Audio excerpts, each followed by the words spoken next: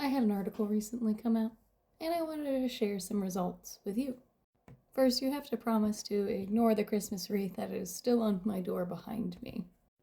So the idea was we know school psychologists are using AI, and we wanted to understand more about what training programs are doing to prepare students.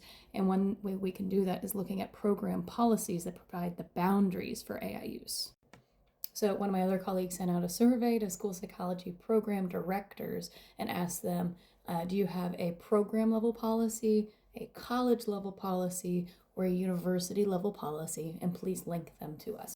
About a third of all school psychology programs responded, which is fabulous. And surprise, surprise, not many people have AI policies. Not many people are telling their students what to do and what not to do with artificial intelligence in their programs, which is telling us that not many programs are preparing students for what AI use should and should not look like in practice.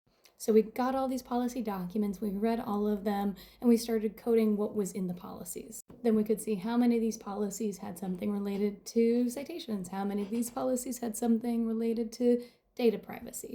And at the institutional level, we're thinking of things like plagiarism, use and stipulations, like what you can and cannot do, ethical considerations like bias and discrimination in the algorithm. And program level policies kind of follow that as well, but some concerning things. For example, one of the next highest ones is data privacy and security. But at the program policy level, that's not what's next on the list. It's much further down. And if you think of the Federal Education Records Protection Act, it's directly related and it should be much higher.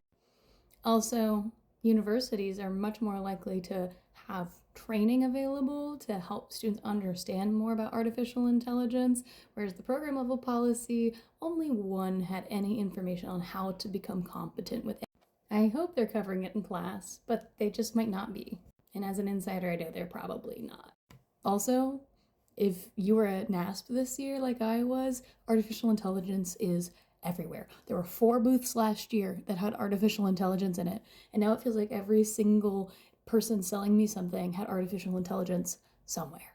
And my colleagues and I really just want school psychology programs to consider the future of school psychology, what that looks like, and how to provide appropriate guardrails to trainees as they try to understand this new world of artificial intelligence, where it's integrated into just about every website app that they're using to serve students. While we all may have feelings about AI, ignorant practice is unethical practice. We need to train our students appropriately.